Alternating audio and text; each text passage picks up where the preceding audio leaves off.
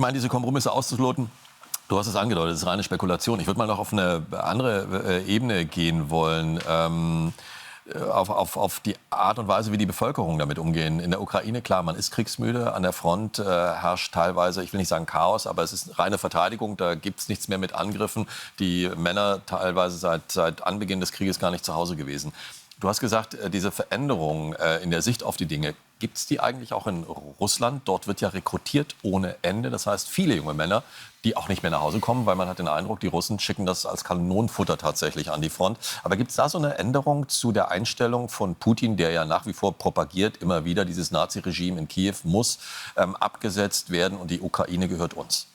Also ich muss jetzt sagen, ich bin jetzt seit 10 Wochen dauernd in Kiew. Aber in dieser Zeit vorher, hat sich da sowas angedeutet? Nein, in der Zeit vorher musste ich feststellen, dass die Popularität von Putin immer noch sehr hoch ist und dass es Putin einfach gelingt, diesen Krieg rauszuhalten aus dem Teil der Bevölkerung, der daran nicht teilhaben will. Mhm.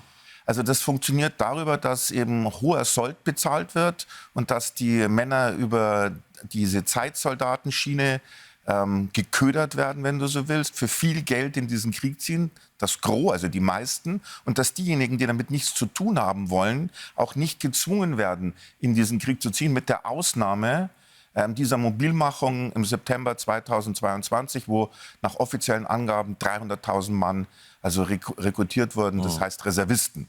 Aber ansonsten ist das sehr viel gespielt über Freiwillige, Zeitsoldaten, viel Geld. Und der Teil der Bevölkerung, der da nicht mitmachen will, der ist auch zu einem großen Teil außen vor. Die andere Frage ist natürlich, jeder wird tangiert durch diesen Krieg. Jeder ist in irgendeiner Form belastet dadurch. Jeden nimmt das irgendwie mit. Aber die Zustimmung für Putin ist immer noch groß. Aber ich glaube, die Kriegsmüdigkeit nimmt natürlich auch in Russland zu. Nur beurteilen kann ich das nicht bis zum Ende, weil ich andauernd in Kiew war. Genau, und da ist die Kriegsmüdigkeit groß. Sehr viel größer. Ja, und auch ein größerer Teil der Menschen ist bereit, Frieden zu schließen, auch wenn es verbunden ist mit Gebietsabtretungen. Meinungsforscher haben jetzt in Kiew eine Umfrage gemacht. 38% der Bevölkerung sind angeblich bereit, auf Gebiete zu verzichten. Christoph Wanner, recht vielen Dank für das Gespräch.